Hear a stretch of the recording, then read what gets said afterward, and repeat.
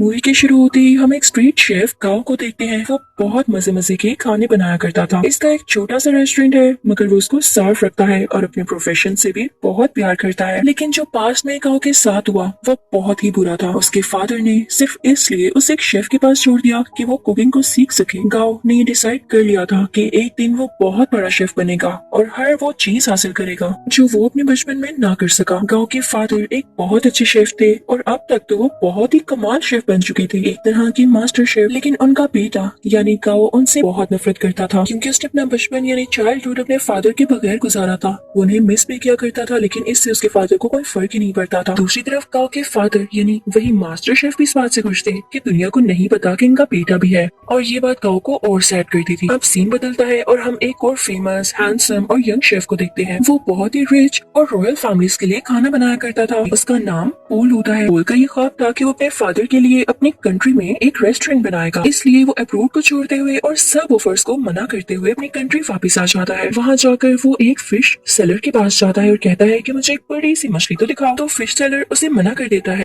अब जैसे ही गाओ उसके पास बड़ी सी मछली लेने आता है तो वो आदमी उसे मछली दे देता है। ये देखकर पॉल को बहुत गुस्सा आता है और वो गाओ को गुस्से से देखता है, जैसे वो उससे जेलस हो कि भाई इसने उसको मछली क्यों दे दी। फिश सेलर जब इन दोनों को गुस्से में देखता है तो वो मछली के 2 टुकड़े कर लेता है ताकि इनमें लड़ाई ना हो, लेकिन वो दोनों फिर भी एक दूसरे को गुस्से से घूरते रहते हैं। अब हम पोल के शानदार और बहुत ही प्यारे रेस्टोरेंट को देखते हैं जिसकी आज ओपनिंग होती है। वो बहुत नीट एंड क्लीन एडवांस तरीके से बनाया गया और बहुत ही खुला रेस्टोरेंट होता है। उसको बहुत अच्छे तरीके से डेकोरेट किया होता है। पोल ने जो नया रेस्टोरेंट खोला था वो गांव के रेस्टोरेंट के बिल्कुल सामने था, जिसे देखकर गांव के दोस्त घबरा जाते हैं, क्योंकि ये नया रेस्टोरेंट इन कस्टमर्स का सारा इंटरेस्ट अपनी तरफ करने वाला था और इन सब लोगों को इनसे छीनने वाला था। और जिस बात का डर था वही होता है। सब लोग नए रेस्टोरेंट का टेस्ट चेक करने के लिए उसमें चले जाते हैं, तो गाँव के दोस्त गाँव को सपोर्ट करने के लिए डिस्काउंट ऑफर की अनाउंसमेंट करते हैं, जो कस्टमर्स को वाकई में अट्रैक्ट करती है, और वो फिर से गाँव के रेस्टोरेंट की तरफ चल पड़ते हैं। इस बात से पोल के दोस्तों को बहुत गुस्सा आता है और वो इनसे आके गुस्से से बात करते हैं कि तुम लोगों के साथ मसला क्या है,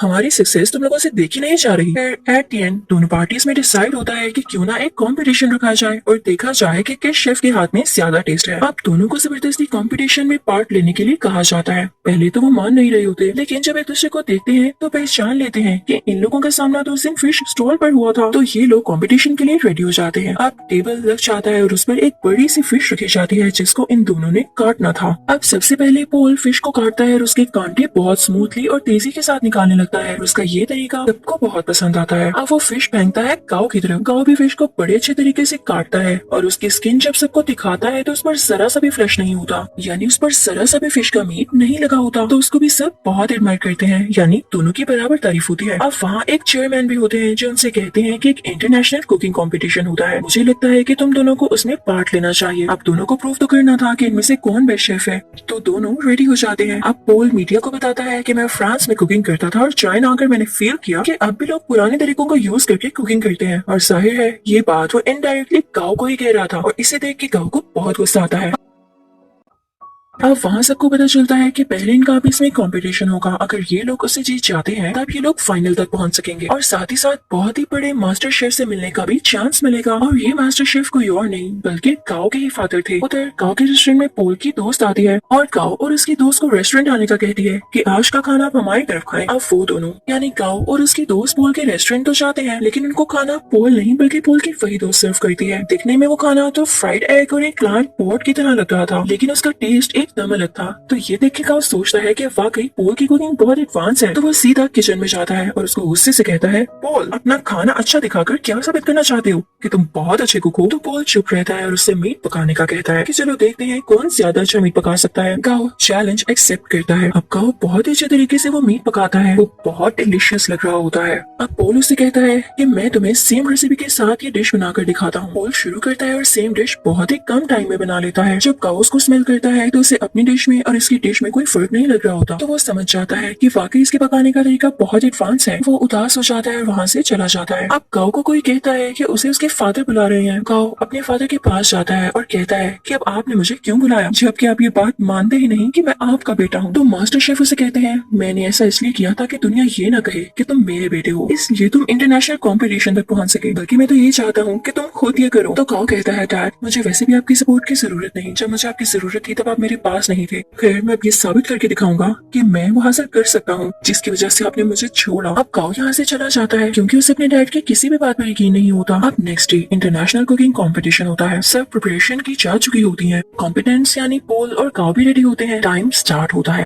पोल की कोई स्वीट डिश होती है और गाओ की चिकन डिश। दोनों बहुत मेहनत से अपनी डिशेस तैयार करते हैं। पोल तो टाइम से पहले ही अपनी डिश तैयार कर लेता है, लेकिन उसके बाद गाओ की भी शानदार डिश रेडी हो जाती है। उसने भी टाइम पर अपना दिया गया टास्क पूरा कर लिया था। जजेस और ऑडियंस बहुत इम्प्रेस होते हैं और अब उनकी डिशेस को टेस्ट किया जाता है और दोनों के सेम पॉइंट्स आते हैं क्योंकि जज को उनके खाने में इतना ज्यादा डिफरेंस नहीं लग रहा था, यानी दोनों की डिशेस बहुत मजे की थी। तभी स्टेज पर एक जज आता है और इस कंफ्यूजन को क्लियर करने के लिए कहता है कि नो डाउट दोनों की डिशेस के टेस्ट बहुत आला थे, लेकिन मुझे टाइम मैनेजमेंट पॉल की ज्यादा पसंद आई, इसलिए ये कंपटीशन पॉल ने अपने नाम कर लिया है। पॉल यहाँ पर बहुत ज्यादा खुश हो जाता है। गाओ क्योंकि कंपटीशन हार चुका होता है तो वो बहुत ज्यादा उदास होने की वजह से अपने घर पे नहीं जाता और वीडियो गेम्स खेलने के लिए चल पड़ता है। वो कई दिन तक अपना टाइम यूं ही स्पेंड करता रहता है और एक दिन उसके पास वही शेफ आते हैं जिनके पास उसने अपना बचपन गुजारा और उसी के पास गाओ के डैड उसे छोड़ कर गए थे। वो उसे समझाते हैं कि गाओ देखो, हार जीत तो इंसान की जिंदगी का हिस्सा होती है ना, अगर आज तुम नहीं जीत सके तो क्या जरूरी है कि कल भी नहीं जीत पाओगे। लेकिन गाओ घर जाने के लिए तैयार ही नहीं था।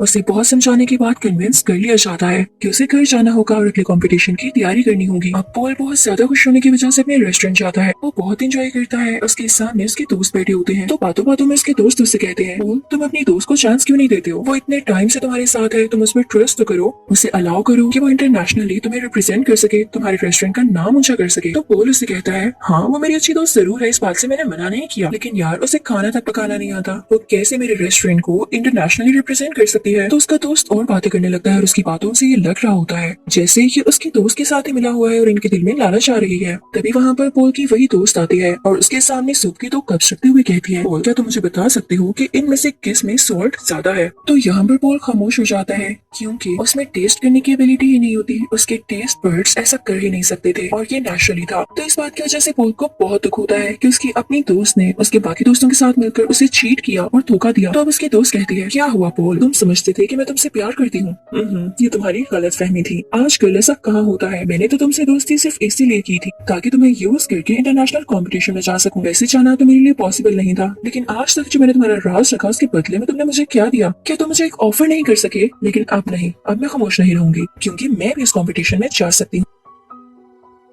अब यहाँ पर एक और बड़ी बात रिवील होती है कि पोल की दोस्त पोल के ही दोस्त के साथ मिलकर पोल को चीट कर रही थी क्योंकि वो दोनों अब रिलेशनशिप में थे और पोल के अगेंस्ट ही एक साजिश यानी कॉन्स्पिरेसी चल रही थी कि पोल के रेस्टोरेंट को बेच देंगे और उनसे जो पैसे आएंगे उनसे अपनी लाइफ स्टार्ट करेंगे। लेकिन पोल भी ऐसा होने दे नहीं सकता था। पोल बहुत उदास हो जाता है और अपने रेस्टोरेंट से बाहर आ जाता है। रात हो चुकी होती है और वो बाहर बैठकर ड्रिंक करने लगता है। तभी उसे गाओ भी देख लेता है और उसके पास आके कहता है, पोल तुम उदास के बैठे हो यार, तुम तो जीत चुके हो, तुम्हें खुश होना चाहिए। तो पोल उससे कहता है, हाँ जीत तो चुका हूँ पर हार भी बहुत कुछ चुका हूँ। खैर तुम छोड़ो, तुम्हें एक बात बताता हूँ, सामने ये बैनर देख रहे हो, वो इनफैक्ट गाओ के फादर यानी उसी मास्टर शेफ की पिक्चर होती है। तो पोल उसकी तरफ इशारा करके कहता है, ये मेरे आइडियल है, मैं चाहता हूँ मैं इनकी तरह बनूं। तो गाओ आगे से हल्का सा मुस्कुराता है और कहता है, पोल ये मेरे फादर है, तुम यही सोचते हो ना कि अच्छे इंसान है और तुम इनके जैसा बनो, तो मैं तुम्हें बताऊँ मेरे फादर दिल के बहुत बुरे हैं। गाओ से अपने पास्ट की स्टोरी बताने लगता है कि उन्होंने मेरे साथ क्या क्या किया। पहले तो पोल कहता है, गाओ तुम मजाक कर रहे हो यार, बस कर दो। लेकिन गाओ से बताता है, नहीं वो मुझे बचपन में वाकई में छोड़ के थे सिर्फ इसलिए कि मैं इनके प्रोफेशन को अपना नहीं पा रहा था, मैंने अपना सारा बचपन उनके बगैर गुजारा है।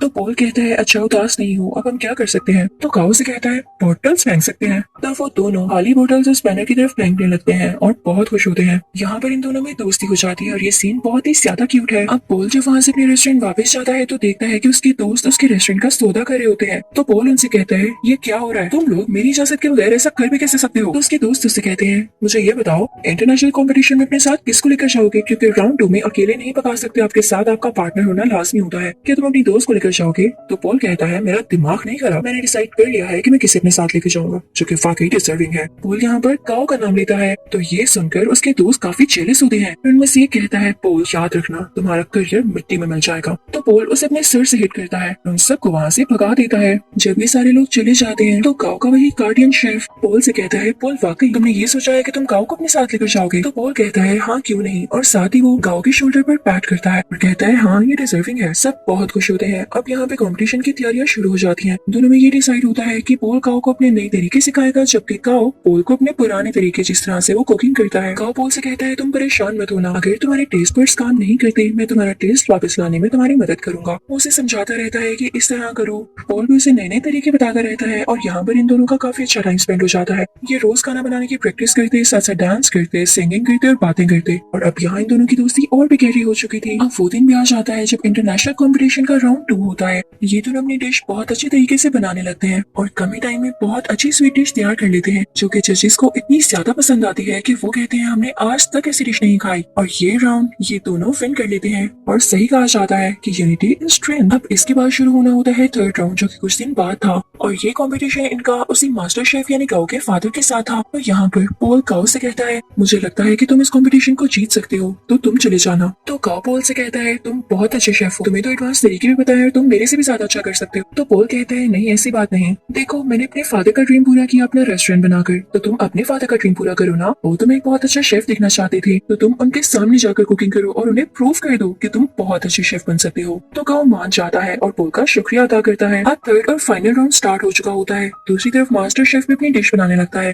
अब काओ भी शुरू हो जाता है, लेकिन शुरू होने से पहले ही उसे अपने बचपन की कुछ यादें आने लगती हैं, जहाँ पर उसके फादर उसे छोड़ गए थे और उसे काफी बच्चे बुली किया करते थे। वो उन्हीं यादों में खो जाता है। उसके फादर आकर उसके मुंह पे पानी गिराते हैं और कहते हैं अपना काम शुरू करो। तो अब यहाँ पर काओ कुछ बनाना शुरू करता है। दूसरी तरफ काओ के फादर यानी वही मास्टर शेफ बहुत ही ज्यादा प्यारी स्वीट डिश बनाते हैं, जैसे फायर लगी हो और उसमें से एक फूल निकल रहा हो। उस फूल का बहुत ही आला टेस्ट होता है, जजेस को ये बहुत ज्यादा पसंद आता है। और जब काओ की बारी होती है कि वो अपनी डिश दिखाएगा उसने क्या बनाया है, तो वो एक बाउल में नूडल्स बनाकर सीधा अपने फादर के पास जाता है और उनको वो प्रेजेंट करता है। मास्टर शेफ उसे टेस्ट करते हैं तो वो नूडल्स उन्हें बहुत अच्छे लगते हैं और ये वही नूडल्स होते हैं जिनकी वजह से काओ को उसके फादर से डांट पड़ी थी कि तुम तो नूडल्स तक नहीं बना सकते। और आज काओ ने इतने मजे के नूडल्स बनाए थे कि उसके फादर उसे खाना ही नहीं छोड़ते और नूडल्स को वाइल्डली खाने लगते हैं। वो अपने बेटे को रोक के कहते हैं शाबाश बेटा तुमने बहुत अच्छे नूडल्स बनाए। वो यहाँ पे काफी इमोशनल हो जाते हैं। तो ऑडियंस को भी पता चल जाता है कि एक तो इनका सरनेम सेम है और इन लोगों का बिहेवियर देख के भी यही लग रहा है कि ये बेटा और बाप है। यहाँ पर काओ का ख्वाब भी पूरा हो चुका था और उनके फादर का भी। अब उधर हम रेस्टोरेंट में देखते हैं कि पोल और काओ अब साथ काम करते हैं और उनकी ऑडियंस पहले से कई ज्यादा है, यानी उनके पास और भी ज्यादा कस्टमर्स आते हैं। लोग उनका खाना बहुत ज्यादा पसंद करते हैं और इनके रेस्टोरेंट में अब रौनक ही रौनक हो जाती है। इसी के साथ ये मूवी यहीं पर एंड होती है।